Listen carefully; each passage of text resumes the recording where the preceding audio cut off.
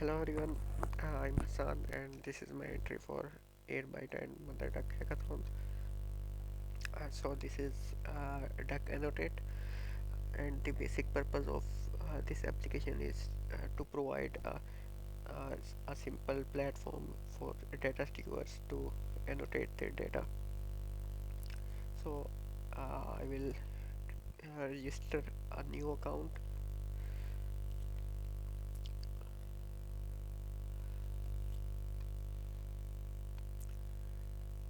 We can start with a dummy account, so we can look at it from scratch.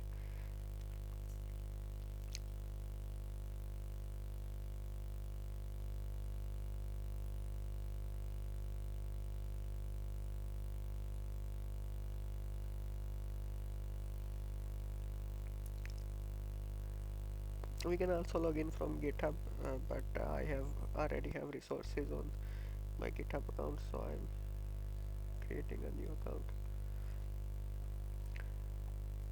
Okay, first of all, we need to connect Motherduck. All the data will be managed in Motherduck. We need Motherduck token, which we can generate from the Motherduck console.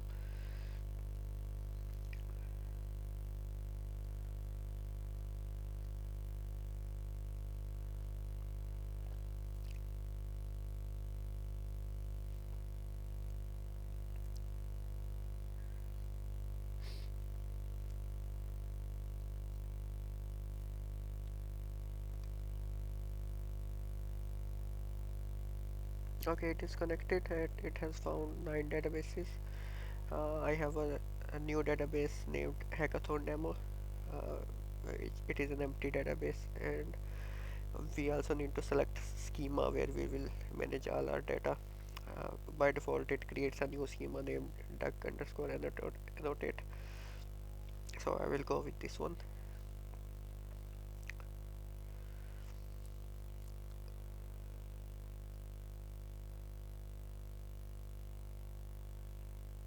Okay, now we need to fetch the database schema from one of our application database.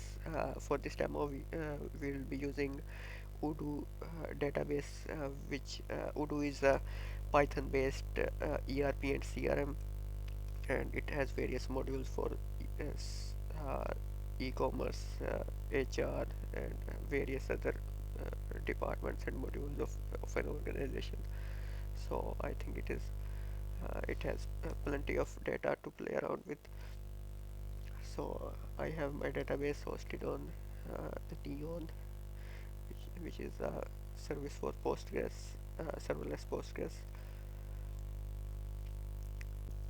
So notice how we are replicating the schema first and doing the annotation. This is possible due to AI. So rather than keeping data governance as an afterthought, we can use it to guide our data engineering priorities and activities.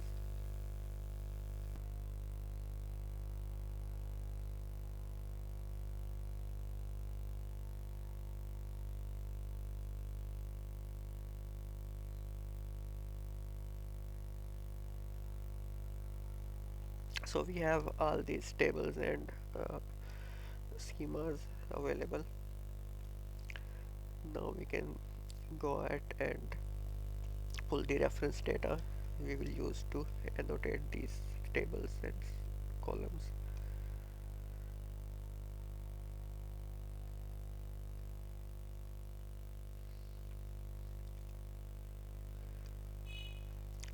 So we can pull the data from GitHub issues and comments.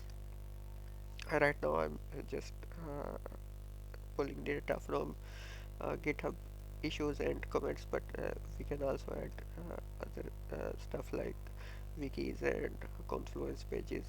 Thanks to Airbyte, we have the connectors available for to add support for all those data sources.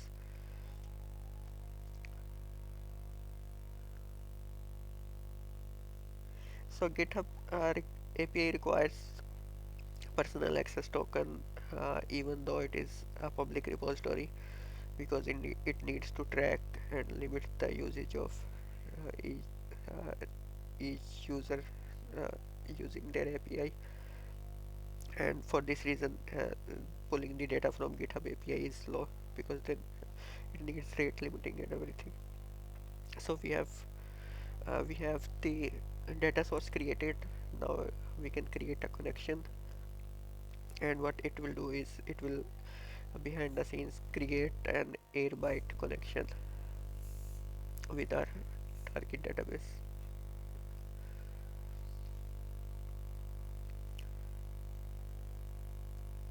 So we have the connection ready, and we can start the sync. By default, the connection is uh, uh, created as a manual trigger, so we can sync manually, but we can also set make it. I wanted to keep it manual because users can decide when they want to fetch and update their annotations. And while it is pulling the data, we can look at what it has done behind the scenes in our Airbyte. So here is my workspace, and I'm creating a separate workspace for each user. Whenever a user registers, they will get a separate workspace. So here we have a Motherduck destination. The destination was created when we connected to Motherduck successfully. So it creates the destination with the same settings we put there. And then we have a data source created as well, and it is the GitHub data source. And then we go to connections, and we can see it is already syncing. So it is pulling the data from uh, Motherduck, and sorry, it is pulling the data from GitHub, and it is only fetching the relevant data. We have 39 streams, but by default it automatically picks the data relevant for the annotation. So it saves some time for all these configurations. So let's get back to Motherduck duck annotate, and we already have the data synchronized. It took a few hours, and we can see the data source ID here. It can be used to debug if there are any issues.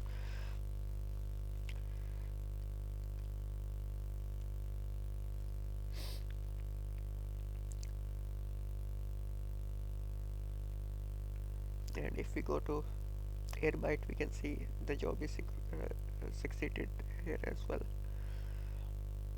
and it has pulled 11,000 comments, 5,000 around 5,000 issues, and 20 repositories.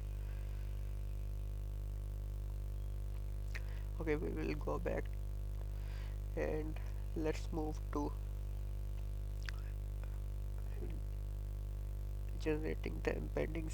Now for generating the embeddings, we will need source code, or we can also generate embeddings on the uh, textual data we extracted from GitHub issues, but uh, in this case we will get more useful information from the source code in the form of docstrings and comments, because it contains a lot of information about what those columns in the database means, especially in this case Odoo CRM is written in Django, so we will get a lot of information from the Django models, which will be scanned by the tree sitter library, which can analyze source code for multiple languages.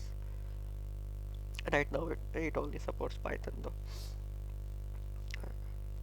I haven't tried out in different languages, but it, it shouldn't be a big change. So it will take some time to scan all the source code. It will generate a tree, and based on that we will uh, create more semantic chunks based on the function boundaries and the class boundaries. So it is very helpful for the uh, RAG, and a lot of AI code assistants use this library as well.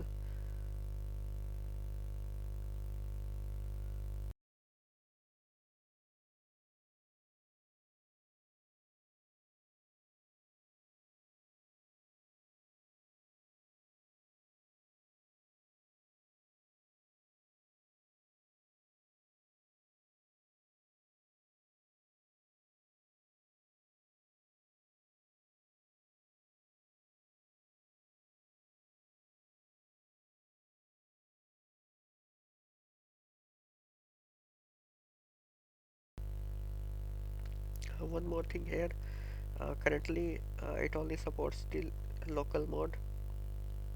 The public and GitHub auth authentication through Airbyte is currently not working. So I'm using uh, my locally cloned repository. So I've picked HR module, and now I will pick the accounts module. These are two different uh, add-ons within Odoo repository. So Odoo repository is huge. I don't want to embed all of this. It will be very expensive to generate embeddings for all this data. So we will generate the embeddings here. So it is asking, it has created 91 chunks for one of the module, and 333 chunks for another module, and some of the chunks are empty, which it will automatically filter out. So the chunks are created using Motherduck embedding function, and we can see it has updated the status here.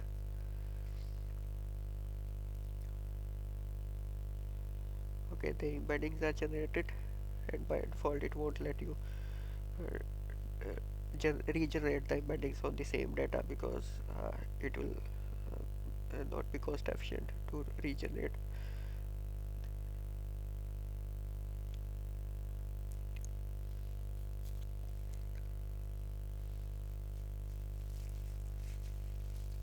Okay, so I picked HR employee table here because HR was one of the module I selected,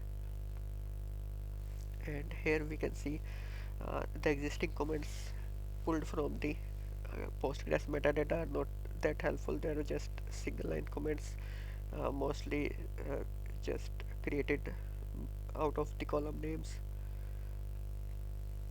But let's see if we can do better than that by using the information we have within the source code. So we can see in this Django model of this uh, file, we have a lot more information, and let's hope it can automatically search for this information within the source code and utilize it.